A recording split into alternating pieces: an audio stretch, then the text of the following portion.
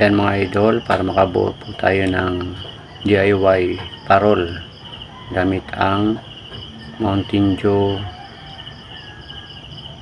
plastic empty bottle. So ito ang ating mga gagamitin, gunting, cutter at siyempre yung plastic bottle ng Mountain Dew. So ayan, hatiin po muna natin para magawa natin na star. So ganito lang mga idol.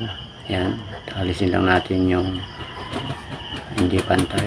Ayan po yung guide na yan na Mountain Dew ay tutupyan natin. Saka natin siya gugupitin ng pagganyan. Ayan mga idol. Ayan, ganyan lang po.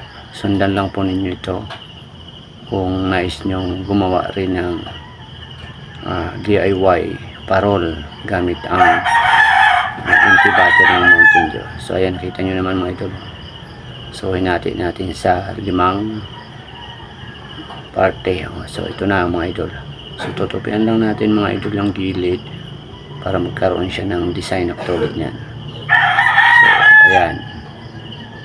Tapos ano natin ng plies para matupi yung gilid.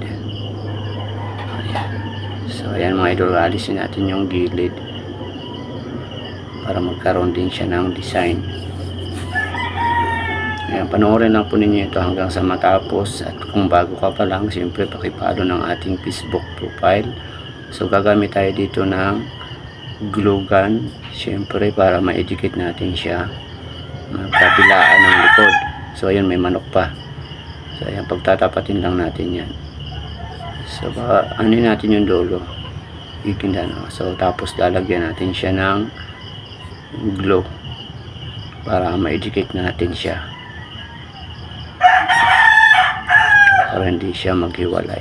So ayan, pagtatapatin lang natin yung mga dulo-dulo. Ayan, tapos ito ay hihintayin lang natin na mapatigas.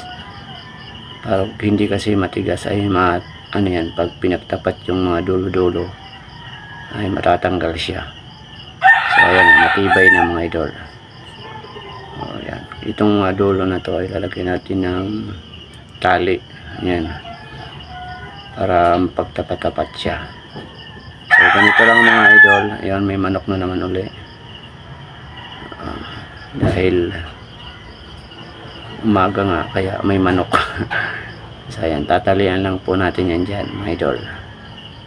Ayan, para mabuo natin ang star. Doon na naman ang manok. Ayan ang mga idol. So ganyan lang, napakasimple lang gawin po nito para sa mga project ng anak natin kung nagpapagawa ng project. So ayan o.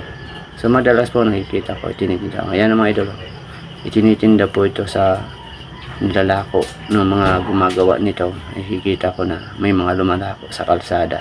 So ito, wala ka ditong gagastusin, umulot ka lang sa kalsada. So ayan mga idol, ang ginawa kong kaway. So hindi ko na pala naipakita sa inyo kung paano gawin ang kaway. So napakasimple lang naman yan. So ayan, yung takip ay bubutasan natin para mailusot natin yung tali. Pagkatapos kumuha tayo ng tali na ilo mula sa bigas, tali ng bigas. So kaya wala ka ritong gagastusin, yung maliban lang dun sa bala ng yung glue stick.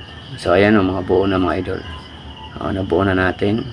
Ayan, ayan na po. Thank you for watching po, and follow and subscribe. Thank you so much and God bless you all.